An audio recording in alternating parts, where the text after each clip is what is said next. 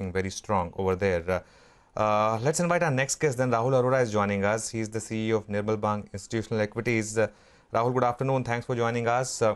Hope you and your team are safe. Tell us what's your big call on the market now? What kind of stocks would you recommend buying right now? Good afternoon, Anuj. Thanks for having me, and all's well here. Hope all's well with your team and family as well. So I think, Anuj, I pretty much concur with your view that you were giving at the start of your show today. I think this is going to be a range bound year for the market. I think probably 14,000 on the way down to about 15,500 on the way up. You're going to have some very ferocious moves on either side. I mean, this could probably be the year where you have the maximum, 150, 200 point intraday moves on the Nifty, I think, because the market has pretty much discounted FY23 earnings and has rolled over to that effect. So making a screaming buy call from here on any sector becomes a bit of a tough call. But I think the one big call we can make, Anuj, is on specialty chemicals. And I think, some of these stocks have seen a bit of a re-rating. And we spent a lot of time over the last few months initiating coverage on almost 9 or 10 companies in that space, which we looked at very closely. And I think that could probably be a theme. Obviously, none of these are represented in the Nifty, save UPL. But I think if you're looking at the mid-cap and small-cap index, I think over the next 9 months of 2021, this could still be one theme that could play out in a very, very major way. Okay, in fact, that was the question I was going to ask you, because, I mean, this whole specialty chemical space, Rahul, has just come out of nowhere, right? It's sort of found a new set of wings. We've had the listing of Lakshmi Organics, which is also very good. You have other names like Aarti Industries, etc. What tops your list now? What are the 2 or 3 names that you're still recommending investors to buy? So, Sonia, we like the fluorination space a lot. So I think our 2 top picks on the larger chemical side would be Navin Fluorine and SRF. I think in the case of Navin Fluorine, of course, there is a CRAM story to be played, and we've done some work there, and it says that after you cross $100 million of CRAM's revenue, when we studied some of the global companies, the next 100 million additions come through very rapidly. So we're actually forecasting a doubling of profits for Navin Fluorine between now and FY23, along with some margin expansion. SRF is the other name that we like in the large cap space of the chemicals. Of course, SRF is not strictly a fluorination play. There are other aspects to their business. And if you go down the market cap chain, I think there are names like Rosari Biotech, Camlin Fine Sciences, Fine Organics. I think these are 3 names where I think in all these 3 names, Sonia, we're looking at a doubling of profits in the next 2 years. And in most of these, we're looking at anywhere between 250 to 300 basis points in margin expansions. Some of these are in antioxidants, some of them are oleochemical plays, some of them are out and out specialty chemicals, but most of these have finished their capex plans, and the ROC expansions are going to be pretty strong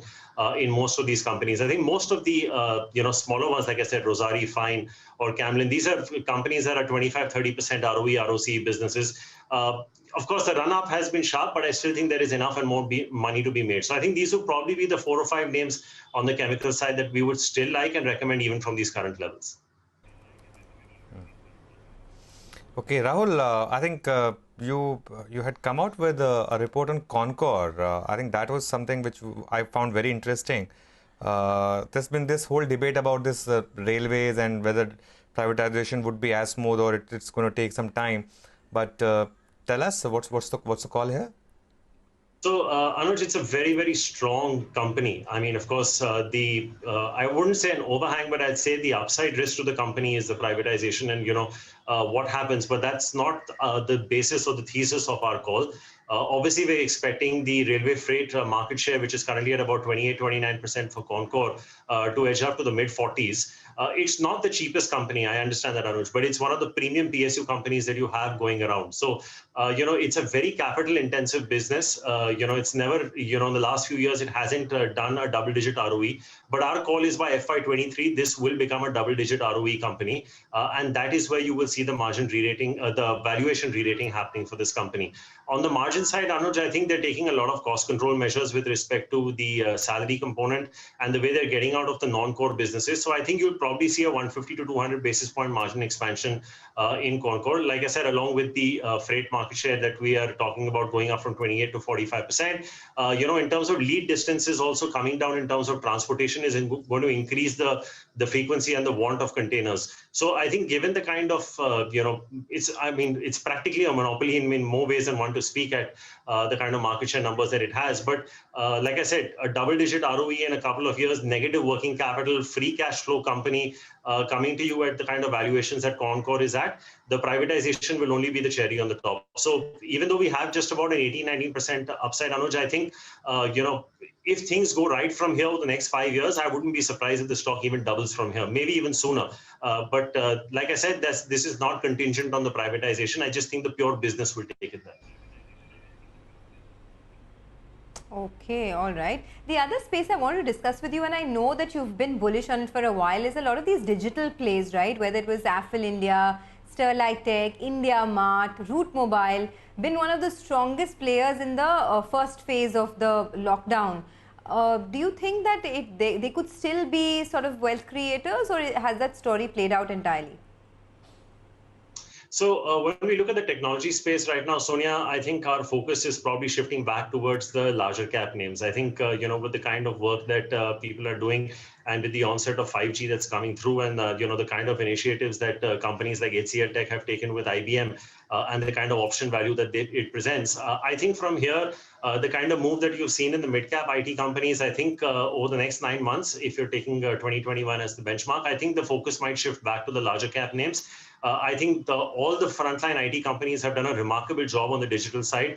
Obviously, the delta has been felt far more on the mid and the small cap space. But I think if you look at a name like HCL Technologies or a Tech Mahindra from here, I think there is scope for them to even outperform something like a TCS or an Infosys from a stock market perspective. So you're right, a lot of these mid and small cap names have done remarkably well. I wouldn't keep riding them because I think some of the larger guys are doing the right things. And I think that it doesn't take too long for market share to shift in technology and digital companies. I would not be surprised to see some of that money move back. And I think if I was playing technology right now, the two names that I would play would be HCL Tech #1 and Tech Mahindra #2. Rahul, I was reading your April top picks, and you have Inox Leisure in one of those. What explains that? Is it just the fact that, look, we all sort of love Inox at some level, as a chain, of course, or do you genuinely believe that the companies, the cinema companies, will be able to survive this phase? Because even the existence is being threatened right now. So, Anush, the reason I'm smiling is because, we've been recommending this stock. I mean, we've been asking people to buy it aggressively since October, November last year, just hoping that Suryavanshi and 83 will release, because the producers of these two movies keep coming out and, announcing their release dates, and we feel that will be a turning point. Obviously, the Hollywood releases have not done well with Tenet and Wonder Woman, etc., that have come out. But see, Anuj, I was listening to the BMC commissioner on your channel just a little while back, and there is a SBI Bank report that's come out as well, which has done some study on how long these second waves last. If you look at East India hotels or Indian hotels, a space that we track very closely, Anuj, it was amazing how they rebounded when things opened up. So I do understand your point when you say their existence is threatened from the point of view of OTT. But, when you look at some of the movies that are in the pipeline, I don't see the producers of these, so for example, a Reliance Entertainment, I don't think they would sell these movies unless they got at least 200, 250, 300 crores from the OTT platform that was basically buying the content. A movie like Lakshmi Bomb or something like that, where the cost of production was a lot lower, that's a different kettle of fish, and the Ayushmann Khurrana movie that went on. But I personally think, Anuj, it's obviously pushed back. I think the last date for Suryavanshi was 30th of April, and that's not going to happen. But my sense is, Anuj, if there is not too much further delay and you probably get one big release, my sense is you're probably looking at these companies entering an upper 25 to a late 25 ROE, ROC trajectory by FY 23-24. I'm still not completely convinced that OTT is going to override cinema in India, because I still think that there is a cinematic experience to talk about. The food and beverage, even though the prices may drop, the margins are much higher than the box office margins, and the advertising gross margins are almost 80-90%. So all of these may progressively move down. But I think just taking the hotels as a case study, Anuj, and what happened to their occupancy rates and ARRs after they opened, and we've seen that in Indian hotels, the stock price went to as low as 45. Post reopening, it went to 150 without, in the blink of an eyelid. I don't see any reason why once the movies start rolling out and people start going back to the theaters, why Inox can't become a 450, 500 rupee stock. So I would still keep the faith. The good part about Inox, Anuj, is that they are not raising debt yet. They have sold their treasury shares. They have done one round of QIP. This morning, they have announced another round of QIP. So I'm still reasonably okay with them raising money from the from the equity side, as long as they're not going in for debt. So I would keep the faith. We're close to the end if the SBI report and what the BMC commissioner has said on your channel is to believe. I think it's probably not a bad time to start nibbling into a name like Inox. Okay, well, I take your point entirely. You know, from personal experience, Rahul, I must tell you, in the first lockdown, I was watching a lot of OTT.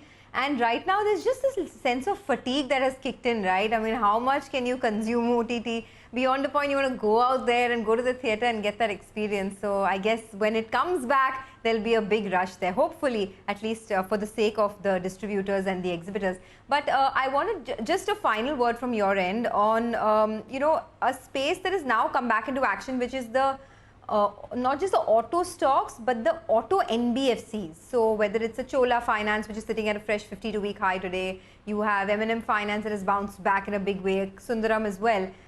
Is this a space that can create wealth for investors over the next 1 to 2 years? So, Sonia, this is a space that we had initiated coverage on about 3 or 4 months back. Our pecking order when we initiated was CIFC. Chola was first. We had Shriram Transport Finance second and M&M third. Obviously, CIFC's had a dream run, over the last 3 or 4 months. There's been a bit of correction of late. But our call, my number one pick there would be Shriram Transport Finance. I think we like the business model. It's trading at a bit of a discount. We valued it at the lower end of the last 5 years, the average price to book that we have seen.